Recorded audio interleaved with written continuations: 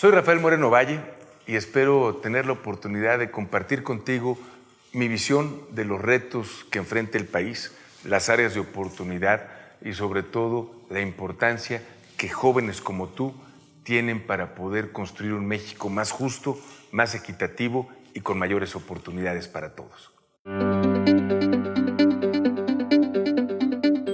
Rafael, bienvenido al Tecnológico de Monterrey. Muchas gracias por estar aquí.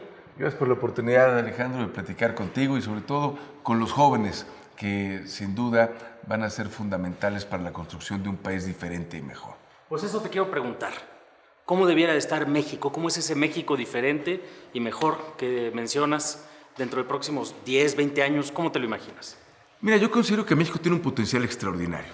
Una ubicación geográfica estratégica, estamos con una larga frontera con el mercado más grande del mundo, los Estados Unidos. Tenemos recursos naturales, tenemos los más diversos climas, tenemos cultura, historia, tradiciones, gastronomía.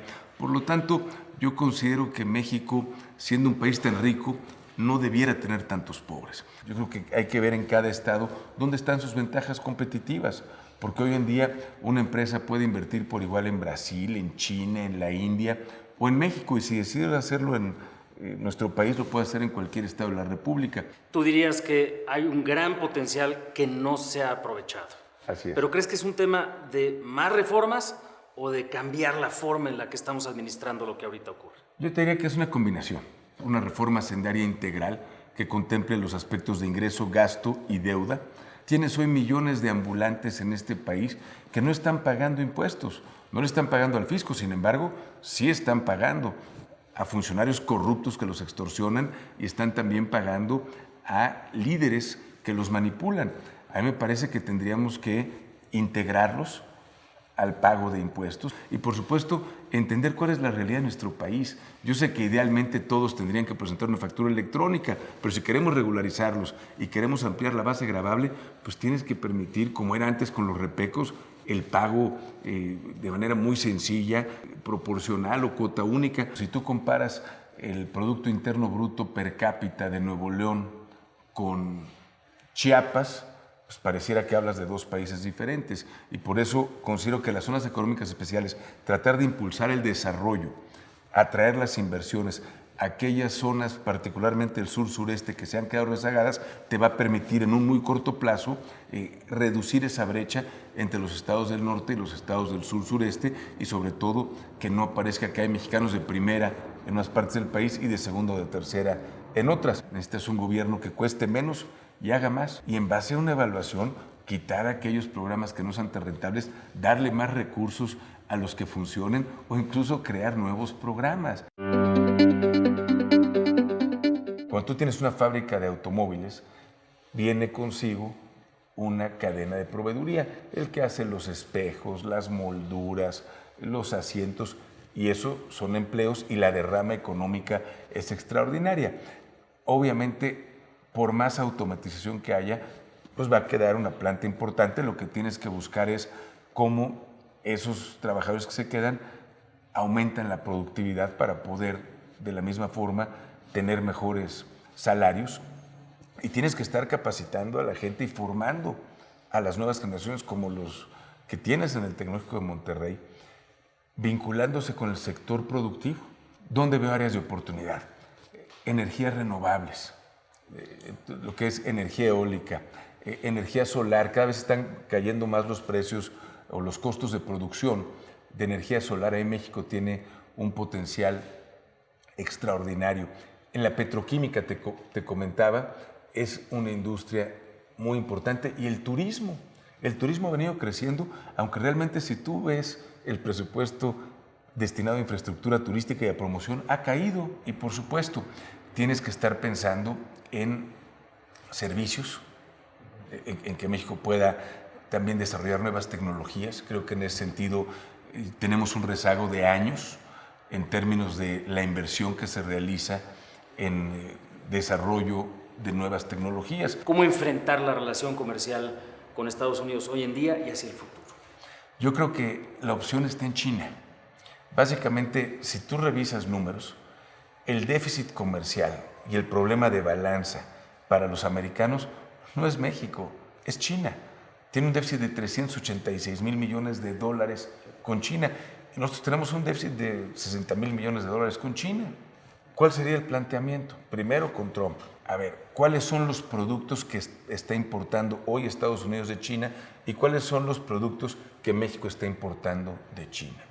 Y hablar con los diferentes sectores empresariales de los dos países para ver cómo a través de sinergias podrían sustituirse esas importaciones, qué parte del proceso se puede hacer en México, qué parte se puede hacer en Estados Unidos. Si sustituimos estas importaciones, es un programa ganar-ganar. Gana Estados Unidos, gana México. Y por supuesto tu posición de negociación es distinta. ¿Cómo abordarías el tema de la seguridad? Que llevamos mucho tiempo, tú lo has vivido como gobernador, y parecería que también nos faltan nuevos enfoques para enfrentarlo.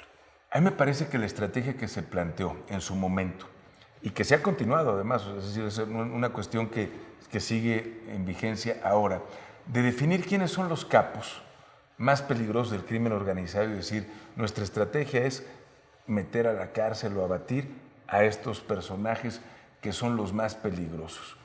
Si tú la ves desde el punto de vista de cuántos de los que se señaló en su momento ya están o presos o abatidos, fue muy exitosa, sin embargo, creció la incidencia delictiva.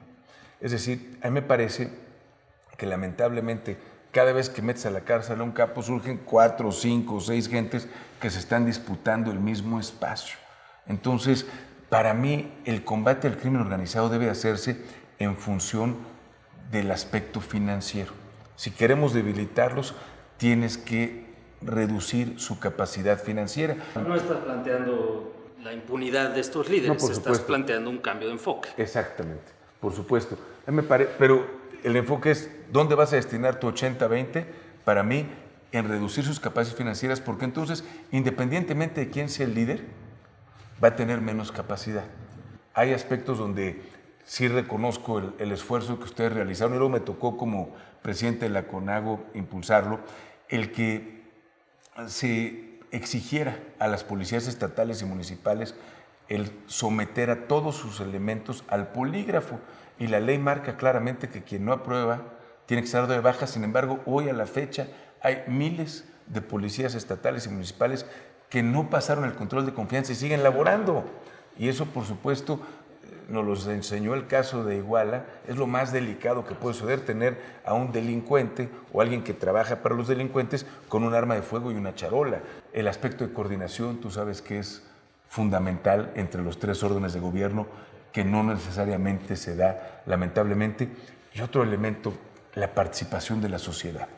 A nosotros nos funcionó mucho la creación de un Consejo Ciudadano de Seguridad Pública, en donde había denuncias de ciudadano a ciudadano, porque en ocasiones las personas no querían denunciar por falta de confianza en la autoridad. Ojalá denunciaran todo, porque un delito que no es denunciado se va a repetir. Si no hay denuncia, ¿cómo puedes actuar? En materia de desarrollo social, para mí la premisa fundamental es que la única forma de combatir la pobreza es generando riqueza.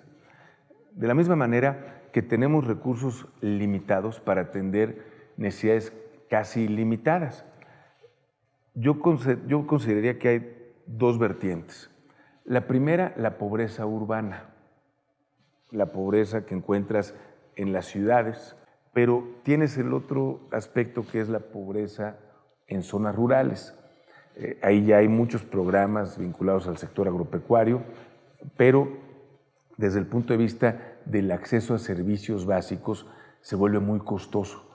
Y por lo tanto, en esas zonas tienes que implementar nuevas soluciones para resolver viejos problemas. Cuando fui gobernador, metimos paneles solares en las casas, en las regiones de más difícil acceso, con mayor dispersión, en vez de estar pensando en llevar la energía eléctrica con métodos tradicionales, con el beneficio adicional que se libran de estar tratando con CFE. Por supuesto, cuando hablas de zonas rurales, hay que ver si la persona está en la artesanía, si está en el sector agropecuario, si tiene tierras propias o no, si pudiera tener algún proyecto productivo, y básicamente en base a ello sacarlos de la línea de pobreza. Rafael, muchas gracias por acompañarnos. Gracias, Alejandro.